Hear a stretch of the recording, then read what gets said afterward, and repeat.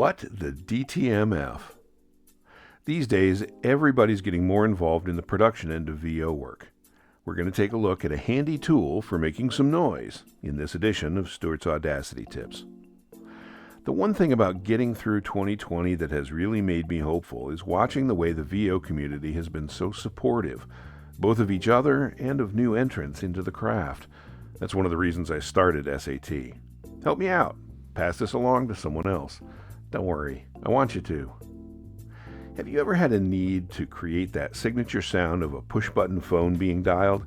Maybe it's for an IVR sample or sound effects for a stage play or video. Did you know Audacity has a tool for doing just that?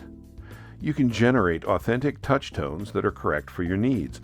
In other words, if the number being dialed is 555-1234, Audacity can give you the tones that actually represent those numbers.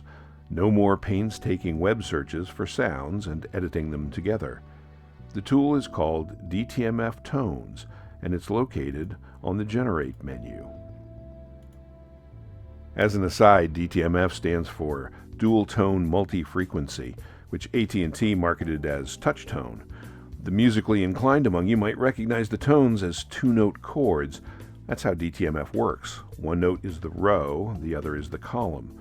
On a touch-tone dial, there are 12 buttons, so 3 column notes times 4 row notes gives all 12 tones.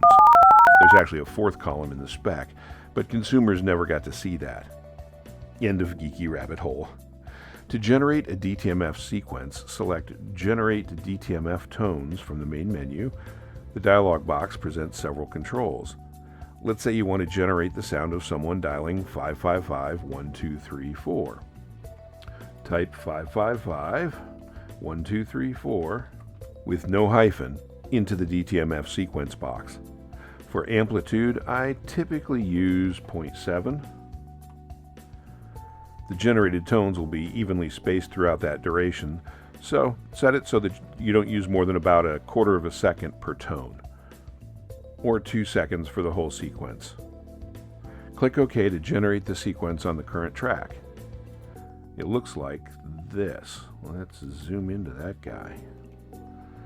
Look closely at the shape of the tones, or more accurately, the pattern inside each tone. Because each is a combination of 2 pure sine waves, they show distinct patterns for each number. Kinda cool. You can identify the numbers visually in the waveform. Here's another tip if you're generating tones for use in a stage play or video. People don't dial like robots. After generating the tones, use the shift tool to vary spacing between them so it sounds more natural.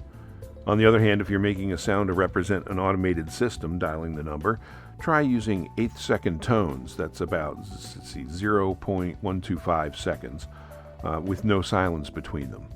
Sounds a lot more like a machine that way. Hope this helps. I'm Stuart.